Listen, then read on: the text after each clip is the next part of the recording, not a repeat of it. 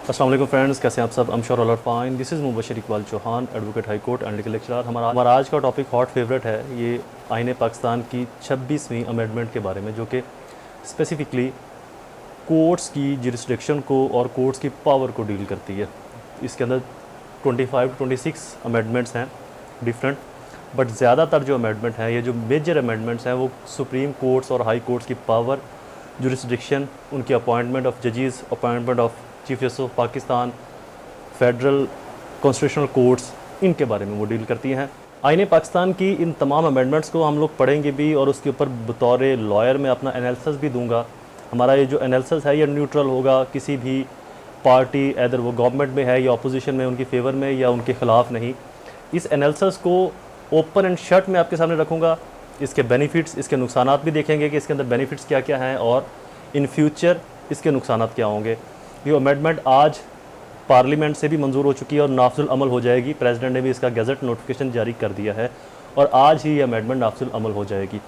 अब इधर इसके अगेंस्ट सुप्रीम कोर्ट में पटिशन जाती है, सुप्रीम कोर्ट इसको सुनती है, अमेंडमेंट को ख़त्म करती है, वट एवर वो बात की बातें हैं। लेकिन इसके बेनिफिट्स क्या होंगे, अमेंडमेंट्स बेसिकली क्या हैं, वर्ड बाई वर्ड मैं आपको बताऊँगा, और इन फ्यूचर इसके क्या असरात मुरतब होंगे पाकिस्तान या पाकिस्तान की जुडिशरी के ऊपर और स्पेशली पाकिस्तान के लोगों के ऊपर। क्योंकि इस अमेंडमेंट के अंदर एक बहुत बड़ी डेवलपमेंट जो की गई है, वो जर्नल पब्लिक के जो फंडामेंटल राइट्स थे, जिनके अंदर 199 के तहत अगर कोई अदारा किसी शख्स का काम नहीं कर रहा, कोई अदारा किसी शख्स को उठा लेता है, गायब कर देता है, उसका फेयर ट्रायल नहीं हो रहा, तो इस सूरत के अंदर 199 के तहत जर्नल पब्लिक अवामुन्नास हाई कोर्ट से रजू करते थे, उन इख्तियारात को भी चेक एंड बैलेंस किया गया। उसको भी पढ़ते हैं, स्टार्ट करते हैं अपना टॉपिक।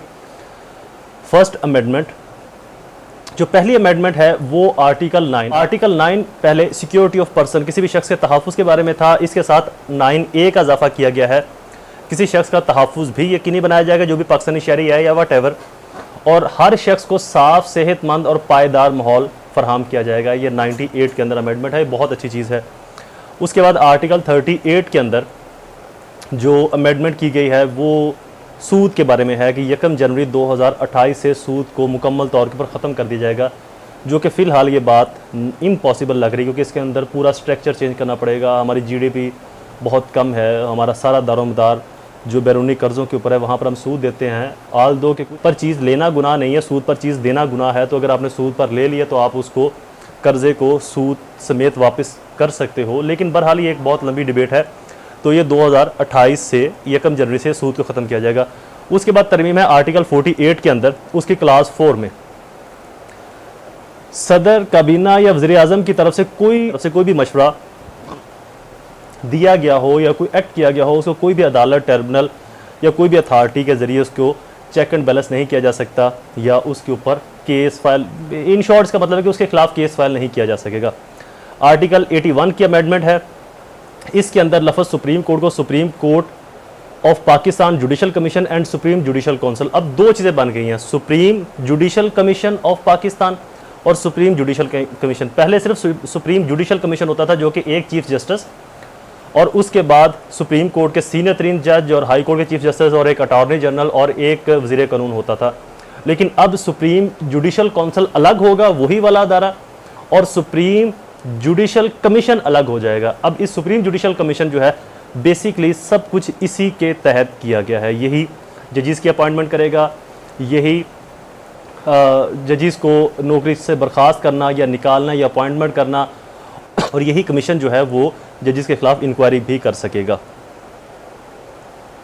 इसके अंदर एक और अमेंडमेंट की गई है, कौमी असम्बली और सूबाई असम्बली मुकामी हुकूमतों के इंतखाबात को मुनज़्ज़म करवाने के लिए रकम दरकार एटसेट्रा। आर्टिकल 111 एडवोकेट जनरल के बाद आर्टिकल 33 की क्लास 1 के तहत मशीर भी मुकर्रर किए जाएंगे, कानूनी मशीर जो होंगे। आर्टिकल अब है मेन आर्टिकल जुडिशरी का, आइन के आर्टिकल 175A के अंदर जो तरामीम की गई हैं।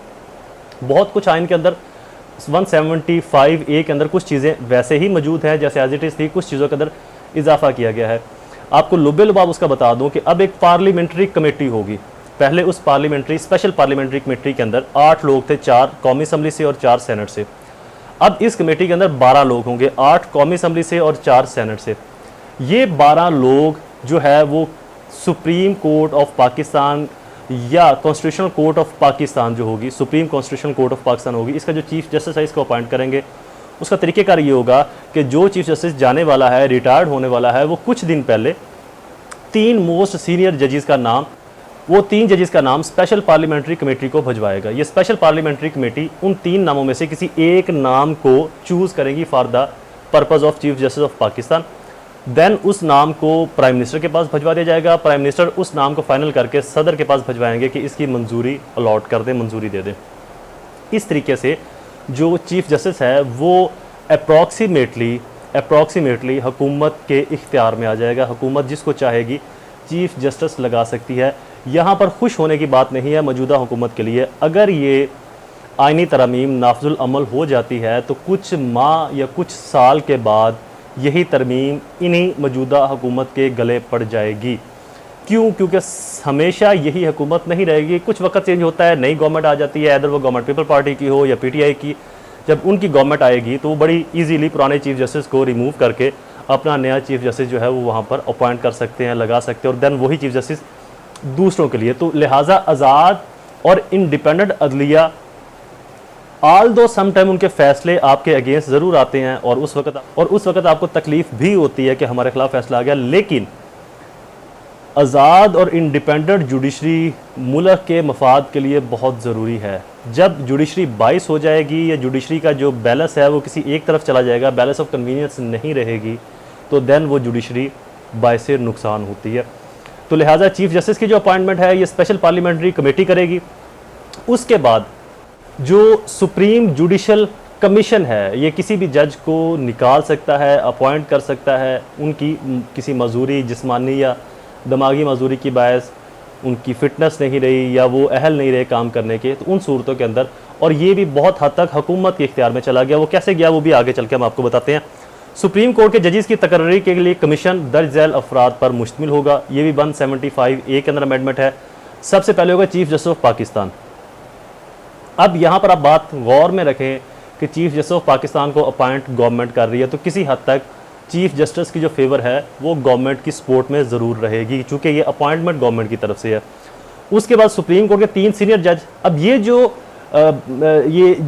तश्कील हो रही है ये जुडिशल कमीशन की तश्कील हो रही है, जुडिशल काउंसिल की नहीं। जुडिशल काउंसिल अब अलग होगा, जुडिशल कमीशन अब अलग होगा। चीफ जस्टिस जो है वो चेयरपर्सन या सदर होगा इस कमीशन का। 3 सुप्रीम कोर्ट के सीनियर जज होंगे। वफाकी वजीर बराए कानून, चूँकि ये भी गवर्नमेंट की तरफ से है, गवर्नमेंट का होता है, तो एक ये मेंबर होगा। पाकिस्तान के अटॉर्नी जनरल ये भी रुकन होंगे, ये भी गवर्नमेंट का अपॉइंट किया होता है अटॉर्नी जनरल, तो ये भी गवर्नमेंट की फेवर में होगा। उसके बाद 15 साल या इससे ज़्यादा तजर्बे का सुप्रीम कोर्ट का वकील, जिसे पाकिस्तान बार काउंसिल 2 साल के लिए नामजद करती है। अब पाकिस्तान बार काउंसिल चूँकि अटॉर्नी जनरल ऑफ पाकिस्तान के मातहत होगी, तो लिहाजा पाकिस्तान बार काउंसिल भी उसी को रिकमेंड करेगी जो अटॉर्नी जनरल जिसके ऊपर उनको हुक्म करेगा या उनको बताएगा। तो लिहाजा ये तीसरा फ़र्द भी गवर्नमेंट की फेवर में आ गया। उसके बाद सेनेट और कौमी असम्बली से 2 अरकान, जिनमें से 2 हुकूमती बेंचेस से और 2 मतलब एक कौमी असम्बली और सेनेट हुकूमत प्राइम मिनिस्टर अपॉइंट करेगा और एक अपोजिशन लीडर हस्बे इख्तलाफ जो है वो अपॉइंट करेंगी। तो यहाँ पर अपोजिशन को सिर्फ 2 लोगों की हमायत हासिल होगी। अपोजिशन के अंदर 2 लोग होंगे और ये भी अपोजिशन की जो तादाद है उसके हिसाब से इसकी अपॉइंटमेंट की जाएगी। और यहाँ पर जो 2 अरकान हुकूमत के आगे 2-3 ऊपर थे डायरेक्टली, वज़ीर कानून, अटॉर्नी जनरल और पाकिस्तान बार काउंसिल में से एक वकील जो सीनियर होगा 15 साल का। चूँकि पाकिस्तान बार काउंसिल जैसे कि आपको पहले बताया कि अटॉर्नी जनरल के मातहत होती है, वो उनका हेड होता है, तो अटॉर्नी जनरल के ही कहने के ऊपर वहाँ पर भी मेंबर नॉमिनेट होगा। तो 4 लोग वहाँ पर हो गए अप्रॉक्सीमेटली। अगर हम चीफ जस्टिस को भी ऐड कर लें, अगर उसको निकाल दें कि वो बिल्कुल बैलेंस है, तो हम 3 लोग वहाँ पर और 2 ये हुकूमती, तो 5 लोग हुकूमत के डायरेक्टली इस बेंच के अंदर हुकूमत की नुमाइंदगी करेंगे। उसके बाद एक खतून जो गैर मुस्लिम होगी, एक खतून या कोई गैर मुस्लिम, अब जारी बात है जो एक खतून है जो गैर मुस्लिम है, इसको कौमी असम्बली का स्पीकर जो है वो अनाउंस करेगा या नॉमिनेट करेगा। अब कौमी असम्बली का जो स्पीकर है वो भी डेफिनेटली हुकूमती रुकन होता है, हुकूमत की तरफ से आता है, तो ये बंदा भी, ये खतून या गैर मुस्लिम जो फ़र्द होगा, ये भी हुकूमत की इमाम के ऊपर 12 लोग हैं। 5 तो डायरेक्टली गवर्नमेंट के मातहत है, जिसमें एक वफाकी वजीर आ गया बराए लॉ, अटॉर्नी जनरल आ गया, पाकिस्तान बार काउंसिल का 15 साल से ज़्यादा एक्सपीरियंस वाला वकील आ गया, और उसके बाद एक स्पेशल सीट आ गई जो किसी गैर मुस्लिम या खतून के लिए होगी, जिसको कौमी असम्बली का स्पीकर 2 साल के लिए मुकर्रर करेगा। अब ये तो 5 डायरेक्टली गवर्नमेंट के नुमाइंदे हैं, ये गवर्नमेंट के बंदे हैं। चीफ जस्टिस जिसको चूंकि गवर्नमेंट अपॉइंट कर रही है, ये गवर्नमेंट उसको ला रही है, तो वो भी कहीं ना कहीं गवर्नमेंट की फेवर के अंदर रहेगा। तो बाकी तीन सीनियर जजेस होंगे सुप्रीम कोर्ट के, उनको हम न्यूट्रल एक तरह से अगर तस्वर कर भी लें, तो इस कमीशन के अंदर 2 अपोजिशन के अरकान, 3 न्यूट्रल सीनियर जजेस, और जो मेजोरिटी इस कमीशन में बनती है वो गवर्नमेंट की तरफ ही मूव कर रही है, ये फेवर कर रही है, गवर्नमेंट ही उसका फ़ायदा उठा सकेगी। तो ये एक मेजर सेटबैक है 175A की अमेंडमेंट के अंदर, और अप्रॉक्सीमेटली सारे का सारा जो लॉ है वो इसके गिर्द घूम रहा है, और अप्रॉक्सीमेटली जो सारी अमेंडमेंट है वो इसी एक सेक्शन के गिर्द ही घूम रही है। उसके बाद अगली अमेंडमेंट है आइन के आर्टिकल 177 के अंदर, ये अप्रॉक्सीमेटली सेम है। इसके अंदर सिर्फ ना का जिक्र किया गया है। पहले था कि किसी सुप्रीम कोर्ट के जज को मुकर्रर नहीं किया जाएगा जब तक वो पाकिस्तान का शहरी हो, अब है कि जब तक वो पाकिस्तान का शहरी ना हो। वर्ड ना इसके अंदर जो है वो इजाफा किया गया है। कम से कम 5 साल के अरसे तक हाई कोर्ट का जज रहा हो, और कम से कम 15 साल तक उसने हाई कोर्ट का वकील रहा हो या सुप्रीम कोर्ट के अंदर उसने वकालत की हो, तो देन ही उसको सुप्रीम कोर्ट का जज मुकर्रर किया जा सकता है। आइन के आर्टिकल 170 इसके अंदर जो अमेंडमेंट है वो सिर्फ वर्ड ना की है, कोई बड़ी अमेंडमेंट नहीं है। आइन के आर्टिकल 179 की तरमीम, 179 के अंदर सुप्रीम कोर्ट के चीफ जस्टिस का जो ओहदा है वो कैसे और कब खाली होगा और कितनी एज में खाली होगा, ये काफ़ी हद तक अच्छी चीज़ है। हम इसको गवर्नमेंट की फेवर में या अपोजिशन की फेवर में नहीं, जो चीज़ ठीक है हम उसको कंसिडर करेंगे कि ये अच्छी है, जो चीज़ अच्छी नहीं है उसके ऊपर हम अपना एनालिसिस देंगे। अब ये जो चीज़ है ये किसी भी अदारे के चीफ के लिए होनी चाहिए, आल्दो वो चीफ आर्मी का हो, नेवल हो, एयरफोर्स का हो, इलेक्शन कमीशन का हो, या किसी भी अदारे का जो चीफ है उसके लिए आर्टिकल 179 जैसी तरमीम होनी चाहिए, जिससे एक्सटेंशन को और मार्शल लॉ को ख़त्म किया जा सके। बशर्ते कि चीफ जस्टिस पाकिस्तान की मुद्दत 3 साल होगी। अब यहाँ पर एक चीज़ आपको बताता चलूँ, यहाँ पर एक चीज़ का जिक्र करता चलूँ कि 3 साल से मुराद ये है कि अगर एक चीफ जस्टिस 61 ईयर के अंदर चीफ जज बन जाता है सुप्रीम कोर्ट का, तो 3 साल के बाद वो 64 का होगा, लेकिन उसकी रिटायरमेंट की एज होगी 65, बट वो 64 के अंदर रिटायर्ड हो जाएगा, यानी कि 3 साल से ऊपर वो नहीं जाएगा। ऐसे ही अगर एक जज बनता है 64 की एज के अंदर, तो वो जैसे ही 65 का होगा तो उसके लिए 3 साल का टेन्योर जरूरी नहीं है कि 3 साल गुजारे, वो 65 के अंदर ही रिटायर्ड होगा। 3 साल होगी, और जब तक वो इस्तीफा ना दे या 65 साल की उम्र तक ना पहुंच जाए या आइन के तहत बरतरफ ना किया जाए जो भी पहले हो। मतलब आइन के तहत बरतरफ कैसे होगा, जो जुडिशल कमीशन है वो उसके खिलाफ इंक्वायरी कर दे, या जो स्पेशल पार्लियामेंट्री कमेटी है वो चीफ के खिलाफ या किसी भी तरीके से इंक्वायरी इंस्टीट्यूट कर दे, तो इस दौरान वो आइन के तहत बरतरफ समझा जाएगा। आइन के आर्टिकल 184 के अंदर जो तरमीम है, 184 की तरमीम भी बहुत इंपॉर्टेंट है। सुप्रीम कोर्ट अज खुद नोटिस की बुनियाद पर किसी दरख्वास्त के मंदरजात से बाहर कोई हुक्म जारी नहीं करेगी। अब ये आम तौर पर होता यह था कि बहुत सारे ऐसे लोग थे जिनको लॉ के ऊपर ग्रिप नहीं होती थी, तो वो अपनी एक सिंपल पटिशन लेकर जाते थे सुप्रीम कोर्ट के अंदर। तो सुप्रीम कोर्ट अपने कानूनी इल्म के मुताबिक जहाँ तक मुमकिन होता था रिलीफ फराहम कर देती थी उस शख्स को या उस बंदे को। अब यहाँ पर होगा ये कि जो शख्स जैसी कंप्लेन या दरख्वास्त लेकर गया है, सिर्फ उसी दरख्वास्त के मुताबिक ही सुप्रीम कोर्ट हुक्म जारी करेगी, उससे बाहर नहीं जा सकती। लेकिन चूंकि पहले जब बाहर जाती थी तो यहाँ पर कुछ मिसहैप्स भी होते थे, लेकिन बहुत सारी चीज़ें अच्छी भी होती थी, नए लॉज बनते थे, जदीदियत आती थी इस चीज़ के अंदर। बहरहाल ये भी इक्वालिटी की बेस के ऊपर हम इसको कंसिडर करते हैं। आइन के आर्टिकल 185 के अंदर तरमीम, यहाँ पर 50,000 से 1 मिलियन तक जो है वो कर दिया गया। आइन के आर्टिकल 186A के अंदर अमेंडमेंट, सुप्रीम कोर्ट यहाँ पर मुकदमात को मुंतकिल कर सकती है एक हाई कोर्ट से दूसरे हाई कोर्ट पर, जो इंसाफ के तकाज़ों को फुलफिल करने के लिए, या वो खुद अपने पास भी मंगवा सकती है किसी भी केस को। आर्टिकल 187 की तरमीम, आर्टिकल 187 के अंदर कोई हुक्म जारी ना किया जाएगा सिवाय इसके कि सुप्रीम कोर्ट के पास मौजूद इख्तियार की बना पर। सुप्रीम कोर्ट के पास जो इख्तियार मौजूद है सिर्फ उसी के मुताबिक हुक्म जारी करेगी। पहले सुप्रीम कोर्ट आज खुद नोटिस ले लेती थी, उसके अंदर बहुत सारे मामलात को देखा जाता था। आर्टिकल अब ये एक नया आर्टिकल ऐड किया गया है 199A। 199A के तहत सुप्रीम कोर्ट के आइनी बेंचेस होंगे, सुप्रीम कोर्ट के अंदर आइनी बेंचेस बनाए जाएंगे। सुप्रीम कोर्ट में आइनी बेंचेस होंगे जिनमें सुप्रीम कोर्ट के जज शामिल होंगे, और इनकी मुद्दत का तयन पाकिस्तान की जुडिशल कमीशन, वही जुडिशल कमीशन जो हमने पहले अभी जिक्र किया है, जिसके अंदर चीफ जस्टिस, 3 सीनियर जज, और उसके बाद अटॉर्नी जनरल, वजीर कानून, पाकिस्तान बार कौंसिल का एक नुमाइंदा, 2 मेंबर कौमी असम्बली से, एक अपोजिशन का, एक गवर्नमेंट का, 2 सेनेट से, एक अपोजिशन का, एक गवर्नमेंट का, और एक जो है वो स्पेशल मेंबर होगा, वो खतून हो सकती है या कोई भी गैर मुस्लिम मेंबर। तो ये लोग जो हैं ये जुडिशल कमीशन का पार्ट होंगे। तो ये आइनी बेंचेस भी बनाएंगे, और आइनी बेंच की मुद्दत कितनी होगी, ऐदर वो 1 माह चलेगा या सिर्फ उस एक केस को सुनेगा, या 3 माह चलेगा या कितना अरसा चलेगा, जितना अरसा ये मुकर्रर करेंगे उस अरसे के बाद वो आइनी बेंच अज खुद ख़त्म हो जाएगा, उसको ख़त्म करने की ज़रूरत पेश नहीं आएगी। अच्छा जी, उसके बाद तमाम बेंचों में हर सूबे से बराबर तादाद में जितने भी बेंच बनाए जाएंगे, अगर फर्ज अमल एक बेंच बनाया जाए तो उसमें 4 जज हैं, तो कोशिश ये की जाएगी कि हर सूबे से बराबर तादाद ली जाए। अब ये जो चीज़ है ये सीनियरिटी को ख़त्म कर देती है। मान लेते हैं कि जी एक जज बलूचिस्तान से आया जिसकी सीनियरिटी 17वें नंबर पर है या 16वें नंबर पर है, एक जज है, बाकी जो 3 जज पंजाब से हैं वो पहले दूसरे तीसरे नंबर की सीनियरिटी में है, चौथा जज केपी की सीनियरिटी लिस्ट में आता है, 5वां जो सिंध का जज है वो सिंध से सीनियरिटी लिस्ट में आता है। तो अगर 4 जजेस का या 3 जजेस का एक बेंच बनाते हैं तो उस बेंच में तो ये पॉसिबल ही नहीं है कि आप तमाम सूबों को बराबर नुमाइंदगी दें। अब एक सूबे का जो जज है बलूचिस्तान का वो सीनियरिटी लिस्ट में 16वें नंबर पर है या 15वें पर है, तो ये कैसे पॉसिबल है कि आप 15वें नंबर वाले बंदे को उठाकर आइनी बेंच के अंदर शामिल कर दें, जबकि उसके अंदर मजीद जितने भी सीनियर जजेस हैं उनको आप जो है वो नज़रअंदाज कर दे। तो ये चीज़ बहुत ज़्यादा ख़तरनाक है, ये नुकसानदेह है, जिसके अंदर गवर्नमेंट जो है या जुडिशल कमीशन जो है वो अपनी एक्स्ट्रा पावर को यूज़ करके अपनी मर्ज़ी के जजेस को अपॉइंट कर सकता है उस कमीशन के अंदर। अब ये जो कमीशन है ये जो आइनी केसेस को भी सुनेगा, ये जजेस को आगे पीछे करने में या उनको खारिज करने के अंदर भी इसका कलीदी किरदार होगा। अच्छा जी, उसके बाद आइनी बेंच में सबसे सीनियर जज बेंच की सदारत करेंगे, जो भी सबसे सीनियर होगा वो बेंच का सदर बन जाएगा। सुप्रीम कोर्ट का कोई भी बेंच जो आइनी बेंच ना हो वो ये इख्तियार इस्तेमाल नहीं कर सकता। कौन से इख्तियार? सुप्रीम कोर्ट की असल दायरा इख्तियार आर्टिकल 184 के तहत, जो 100 मोटर जिसके तहत सुप्रीम कोर्ट लेती थी उसकी ओरिजिनल जुरिस्डिक्शन जो थी उसके तहत बाकी सुप्रीम कोर्ट के जजेस अब ये इख्तियार इस्तेमाल नहीं कर सकेंगे, मासवाए उस बेंच के जो आइनी बेंच होगा। और आइनी बेंच कौन सा होगा? जो सुप्रीम जुडिशल कमीशन जजेस को नॉमिनेट करेगी। उसके बाद आर्टिकल 199 के तहत हाई कोर्ट के किसी फैसले पर हुक्म के खिलाफ अपील का दायरा इख्तियार जहां आयन की तशरीह से मुतल्लिक हो, और आर्टिकल 186 के तहत सुप्रीम कोर्ट की मुशावरी दायरा इख्तियार, यानी कि हाई कोर्ट में जब 199 के तहत जो चीज़ ऊपर जाती है अपील में या सुप्रीम कोर्ट की एडवाइजरी जुरिस्डिक्शन के अंदर या अपीलेंट जुरिस्डिक्शन के अंदर, वो तमाम केसेस जो है मुशावरती दायरा इख्तियार के वो आइनी बेंच के पास हैं। इसके अलावा कोई और बेंच सुप्रीम कोर्ट का नहीं सुन सकता। अच्छा जी, आइन के आर्टिकल 193 के अंदर तरमीम, कोई शख्स हाई कोर्ट, अब ये हाई कोर्ट के बारे में, कोई शख्स हाई कोर्ट का जज मुकर्रर नहीं हो सकता जब तक कि पाकिस्तानी शहरी ना हो और उसकी उम्र 40 साल से कम ना हो, यानी कि 40 साल से ज़्यादा, और पाकिस्तान की शहरियत रखना, ड्यूल नेशनलिटी ख़त्म। और ये बहुत अच्छी चीज़ है।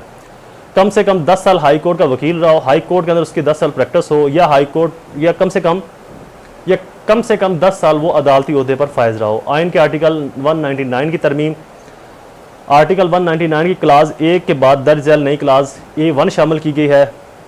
तशरीह के लिए हाई कोर्ट का कोई भी हुक्म, हदायत या ऐलान अपनी मर्जी या खुद नोटिस की बुनियाद पर नहीं देगी, सिवाय इसके कि जो दरख्वास्त में मौजूद है। यहाँ पर भी वही सुप्रीम कोर्ट वाली बात कि जो चीज़ आप लेकर गए हो हाई कोर्ट के अंदर, हाई कोर्ट उसी के ऊपर ही अपनी राय या अपनी तशरीह देगी, उसके से बाहर नहीं जाएगी, किसी नए लॉ को या किसी नई चीज़ को डिस्कस नहीं करेगी। आइन में आर्टिकल 202A का इजाफा, 202A के अंदर जो आर्टिकल शामिल किए गए हैं वो है कि हाई कोर्ट के आइनी बेंचेस बनेंगे 202A के तहत। जैसे सुप्रीम कोर्ट में बेंचेस बनते थे वैसे ही हाई कोर्ट के अंदर भी बेंचेस बनेंगे। हाई कोर्ट में आइनी बेंचेस होंगे जिनमें हाई कोर्ट के जज शामिल होंगे, और इनकी मुद्दत का तयन पाकिस्तान जुडिशल कमीशन, वही वाला जो पहले हमने जिक्र किया था। अच्छा, यहाँ पर आपने याद रखना कि जुडिशल काउंसिल और चीज़ है, जुडिशल कमीशन और चीज़ है। जुडिशल काउंसिल भी आगे आ जाएगा। जुडिशल कमीशन वक्तन फ़वक्तन तयन करेगा, आइनी बेंच में सबसे सीनियर जज बेंच के सरबराह होंगे। उससे वही बात, हाई कोर्ट का कोई भी बेंच आइनी बेंच ना हो, आइन के आर्टिकल 199 के तहत मकसूद इख्तियार इस्तेमाल नहीं कर सकेगा। अब यहाँ पर भी हाई कोर्ट का जो बेंच बनेगा उसको सुप्रीम जुडिशल काउंसिल बनाएगी। तो अब इसके अलावा बाकी तमाम जो हाई कोर्ट है वो 199 के केस को नहीं सुन सकती। ये बहुत बड़ा अपसेट है। इससे होगा क्या कि पहले बहुत सारे लोगों के जो इंतज़ामिया या पार्लियामेंट या कोई भी हुकूमत के अदारे या एजेंसीज, पुलिस वाले जो काम नहीं कर रहे होते थे, तो वो काम हाई कोर्ट के अंदर रिट करके करवा लिया जाता था, जो जायज़ और लीगल काम होता था।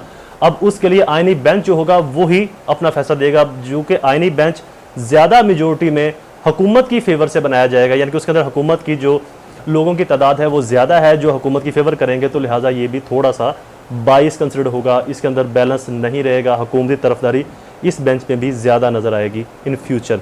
तो इससे नुकसान ये होगा कि जो भी हुकूमत आएगी, आल दो आज हुकूमत में जो लोग हैं मुमकिन है ये कुछ माह बाद ना रहें, तो जो नए लोग हुकूमत में आएंगे वो इन्हीं लॉज का सहारा लेकर जो आज हुकूमत में हैं इनका धड़न तख्ता निकाल देंगे, और फिर इनकी चीखें आसमानों तक सुनाई देंगी। क्यों? क्योंकि इसके अंदर बहुत सारी इस तरह की चीज़ें हैं जिसका मिसयूज़ किया या करवाया जा सकता है। बाकी आप समझदार हैं। अच्छा जी, आइन के आर्टिकल 203C के अंदर तरमीम की गई है। जहां पर हाई कोर्ट के बाद फेडरल शरीयत कोर्ट का ऐसा जज जो सुप्रीम कोर्ट जज बनने की अहलियत रखता हो के अल्फाज शामिल किए जाएंगे। ये इतनी ज़्यादा रेलिवेंट नहीं है, ये लॉयर्स के लिए या कोर्ट्स के लिए ज़्यादा रेलिवेंट है। आइन के आर्टिकल 203D के अंदर तरमीम है, जिसके अंदर जब 26वीं अमेंडमेंट जो एक्ट है ये नाफजुल अमल हो जाएगा, उसके बाद किसी भी अपील को 12 माह के अंदर निपटाना ज़रूरी है और इसके बाद फैसला नाफजुल अमल होगा जब तक सुप्रीम कोर्ट उस पर अमल लगा दे। यानी कि अगर हाई कोर्ट ने कोई फैसला दिया है या किसी भी ट्रिब्यूनल ने फैसला दिया है, वो नाफजुल अमल होगा जब तक सुप्रीम कोर्ट उसको मुअत्तल ना कर दे। आइन के आर्टिकल 203, अब ये चीज़ ऐसी है कि जैसे अब किसी भी अपील को दायर करने में कुछ टाइम लगता है, ज़ाहिर बात किसी वकील ने प्रिपरेशन करनी है 1-2 दिन 3 दिन, तो आज अगर कोई फैसला दिया है तो कल ही कोई शख्स या कोई अदारा उस फैसले को अपनी फेवर में यूज़ करवा सकता है और वो रिवर्ट नहीं होगा, क्योंकि उसके बाद जब वो मुअत्तल होगा तो उस दौरान जो प्रोसीडिंग होगी वो नाफजुल अमल के तौर के ऊपर कंसिडर की जाएगी। तो ये भी एक बड़ा अपसेट है। उसके बाद आइन के आर्टिकल 208 के अंदर सेम सुप्रीम कोर्ट और फेडरल शरीयत कोर्ट के अल्फाज शामिल है। आइन के आर्टिकल 209 की तब्दीली के अंदर जो चीज़ें शामिल है वो supreme judicial council, Pakistan supreme judicial council होगी, जिसे इस बाब में काउंसिल कहा जाएगा। अब यहाँ पर आप देख लें सुप्रीम जुडिशल काउंसिल के अरकान कौन होंगे। इनके अरकान के अंदर chief justice of Pakistan, supreme court के 2 सबसे सीनियर जज और हाई कोर्ट के 2 सबसे सीनियर चीफ जस्टिस। अब अगर सुप्रीम कोर्ट के चीफ जस्टिस साहब हाजिर नहीं है या कोई जज हाजिर नहीं है तो जो उसके बाद मोस्ट सीनियर होगा वो, और अगर हाई कोर्ट के 2 चीफ में से कोई शख्स मौजूद नहीं है इस काउंसिल के अंदर, मतलब कि वो रिज़ाइन कर देता है, वो ओहदे से हट जाता है या वो अवेलेबल नहीं है, मुल्क से बाहर है या वट एवर या ऑफ पर है, उसके बाद जो नेक्स्ट चीफ जस्टिस होगा जो सबसे सीनियर है वो इस काउंसिल का मेंबर बन जाएगा जब तक कि पुराना वापस नहीं आ जाता। अच्छा जी, अब इनके जो काम हैं वो मेंशन कर दिए गए। अगर कौंसल किसी जज की कारकर्दगी, सलाहियत या रवैये की जांच कर रही हो, जो कौंसल का रुकन हो या जो रुकन गैर हाजिर हो या किसी वजह से कार्रवाई में हिस्सा न ले सके, तो इसकी जगह लेने के लिए दर्ज झैल अफराद मौजूद होंगे। अगर चीफ जस्टिस मौजूद नहीं है तो इनकी जगह पर उसके बाद सीनियर जज, 2 जजेस के बाद जो होगा, अगर हाई कोर्ट की चीफ मौजूद नहीं है तो जैसे मैंने पहले बताया। अच्छा जी, अगर कौंसल के अरकान के दरमियान में, अब चूंकि ये 5 लोग हैं, इनके दरमियान में किसी मामले पर इख्तिलाफ राय आ जाए तो अक्सरियत का फैसला, यानी कि जो 3 का फैसला होगा वो फैसला तस्वुर किया जाएगा। अगर किसी भी जरिए से मौसूला मालूमात या आर्टिकल 175A की क्लास 19 के तहत कमीशन की रिपोर्ट की बुनियाद पर कौंसल या सदर की राय हो कि सुप्रीम कोर्ट या हाई कोर्ट का कोई जज जिस्मानी जहनी मजूरी के सबब अपने फ़राइज़ अंजाम देने के काबिल नहीं है या अपने फ़राइज़ की अंजामदही में नाअहल है। अब जो वर्ड नाअहल शामिल किया गया है ये बहुत ज़्यादा अपसेट है। उसके बाद वो बदअनवानी का मुर्तकिब है तो कौंसल अपने तौर पर या कमीशन की रिपोर्ट या सदर की हदायत पर मामले की जांच करेगी। जांच करने के बाद वो जो इंक्वायरी है वो कमीशन को वापस या सदर को भिजवाएगी और उसके बाद जो कमीशन है वो उस जज को टर्मिनेट कर देगा। आइन के आर्टिकल 215 की तरमीम, कमिश्नर अपनी रुकन मुद्दत के इख्तिताम के बावजूद, ये जो जुडिशल कमीशन है वो लोग जो हैं अगर पार्लियामेंट ख़त्म भी हो जाते तो जो उसके मेंबर होंगे वो तब तक रहेंगे जब तक कि उनका जानशीन दोबारा से मुकर्रर नहीं हो जाता। तो लिहाजा ये जो चीज़ है कि जो कमीशन के अरकान होंगे वो तब तक रहेंगे जब तक कि उनका जानशीन मुकर्रर नहीं हो जाता। ये इसका इस्तेमाल किया जाएगा, ये मैं आपको फ्यूचर की प्रेडिक्शन बता रहा हूँ, इसका इस्तेमाल किया जाएगा जब गवर्नमेंट ख़त्म होती है और नई गवर्नमेंट आती है तो उसके दरमियान में जो 3-4 माह का टेन्योर आता है अबूरी हुकूमत का, उस हुकूमत में ये लोग वहाँ पर मौजूद रहेंगे और ये लोग जजिस से या तो अपनी मर्जी के फैसले करवाएंगे या फिर जजिस को प्रेशराइज करेंगे, चूँकि जब तक इनका जानशीन मुकर्रर नहीं होता। जानशीन कब मुकर्रर होगा? जब कौमी असम्बली के अंदर नुमाइंदगी आएगी, अटॉर्नी जनरल जब चेंज होगा, वज़ीर कानून जब चेंज होगा, तो लिहाजा ये लोग अपनी जगह पर मौजूद रहेंगे। तो ये चीज़ भी बहुत बड़ा सेटबैक है, अपसेट है, इससे भी काफ़ी नुकसानात होने के खदशात हैं। लिहाजा जो चीज़ें अच्छी हैं हम बता रहे हैं, जो चीज़ें अच्छी नहीं बाइस नुकसान है तो वो भी डिस्कस कर रहे हैं। आर्टिकल 229 के अंदर 23वीं जो अमेंडमेंट है, 23rd अमेंडमेंट, वो 2(5) को 1/4 के साथ कर दिया, ये भी डजंट मैटर। आर्टिकल 230 के अंदर जो अमेंडमेंट है वो ये कि हतमी रिपोर्ट इसके पेश किए जाने के 12 माह के अंदर कोई भी जो रिपोर्ट है 230(4) क्लास के अंदर वो 12 माह के अंदर ज़ेरे गौर लाई जाएगी। आर्टिकल 255 की तरमीम, इस शख्स के अल्फाज के बाद सूबे में हाई कोर्ट के चीफ जस्टिस के तौर के ऊपर और दीगर तमाम मामलों में पाकिस्तान के चीफ जस्टिस के तौर के ऊपर शामिल किए गए हैं। ये भी आप लोगों के लिए, जनरल पब्लिक के लिए मैटर नहीं। और लास्ट जो अमेंडमेंट है 26 आइन के आर्टिकल 295 के अंदर है, जिसमें या नर्सिंग के अल्फाज को साइंस, टेक्नोलॉजी, तब, फ़नून के साथ चेंज कर दिया गया। और 27 अमेंडमेंट जो है आइन के 4थे शेड्यूल में है, जहाँ पर कंटोनमेंट एरियाज़ के इलाकों में टैक्स, फीस, महसूल, चार्जेस, टूल्स के अल्फाज को शामिल किया गया। ये टोटल इसकी अमेंडमेंट थी अब तक की। तो लिहाजा कुछ इस अमेंडमेंट के अंदर अच्छी चीज़ें भी हैं, कुछ नेगेटिव भी हैं। अच्छी जो है वो भी बताई, जो नेगेटिव है उनके अंदर सुप्रीम कोर्ट के इख्तियारात के ऊपर कतगन लगाया गया, जिससे सुप्रीम कोर्ट के इख्तियारात के अंदर न सिर्फ कमी आएगी बल्कि इससे पहले अगर सिविलियंस में से किसी का इशू बनता था गवर्नमेंट के साथ लॉ इन्फोर्समेंट के साथ, एजेंसीज़ के साथ, मिलिट्री के साथ या वट एवर, तो अवाम 199 के तहत हाई कोर्ट से रजू करती थी। हाई कोर्ट उसके अंदर जहाँ तक कोर्ट्स आज़ाद थी। अब यहाँ पर पीटीआई के दोस्त कहेंगे जी कोर्ट्स अदालतें आज़ाद नहीं थी, 22 थी, नून लीग या पीपल पार्टी या और जमातों के लोग कहेंगे जो वट एवर जो अपनी राय दे, लेकिन बहरहाल जहाँ तक कोर्ट्स आज़ाद थी वो काफ़ी हद तक अवामुन नास की फेवर में या उनके राइट्स को प्रोटेक्ट करने के लिए डिसीजंस, फैसले नाफिजुल अमल करवाती थी। लेकिन अब चूँकि आइनी बेंचेस बनेंगे 199 को और 184 को सुनने के लिए, आइनी बेंच जो है वो कौन बनाएगा? Pakistan judicial commission, Pakistan supreme judicial commission के अंदर कौन लोग होंगे? सबसे पहले तो चीफ जस्टिस होगा। अब कैसे मुमकिन है कि अगर किसी शख्स को मैंने अपॉइंट करना है और इतने बड़े अहदे के पर लगाना है और तो मैं ऐसा शख्स लगा दूँ जो मेरे मुखालिफ है? कतई ऐसा नहीं होगा। मैं उस शख्स को लगाऊंगा जो मेरी फेवर में है या मेरे तरफदार है या मेरा दोस्त है या मेरा करीबी है या मेरे राइट को प्रोटेक्ट करेगा। तो लिहाजा चीफ जस्टिस भी काफ़ी हद तक गवर्नमेंट की तरफदार होगा। उसके बाद वज़ीर कानून आ गया, अटॉर्नी जनरल ऑफ पाकिस्तान आ गया, supreme court Pakistan bar council का एक नुमाइंदा आ गया, 15 साल से ज़्यादा प्रैक्टिस वाला वकील, वो भी अटॉर्नी जनरल के मातहत है, तो अटॉर्नी जनरल की फेवर से ही उसको भी अपॉइंट किया जाएगा। 2 पार्लियामेंट की सीट्स आ गई, गवर्नमेंट के पास एक स्पेशल सीट आ गई। तो ये तमाम जो मेजोरिटी 12 में से 7 की बनती है, तो गवर्नमेंट किसी भी तरह के अपने फ़ैसले करवा सकती है अदलिया से, अदलिया को प्रेशराइज़ करके या वाट एवर किसी भी तरीके से। तो लिहाजा ये चीज़ बहुत ज़्यादा इसका मिस यूज़ होगा। लेकिन बहरहाल जब ये अभी इसने सुप्रीम कोर्ट में जाना है इस पटिशन ने, उसके बाद देखते हैं इसके ऊपर क्या राय आती है, क्या बनती है। तो जो भी अपडेट होगी मैं आपको इसके ऊपर अपडेट ज़रूर दूंगा इंशाल्लाह। वस्सलाम। वीडियो को लाइक और शेयर ज़रूर कीजिएगा। दोबारा हाजिर होंगे किसी नए टॉपिक के साथ। तब तक अपनी दुआ में ज़रूर याद रखिएगा। अल्लाह हाफ़िज़।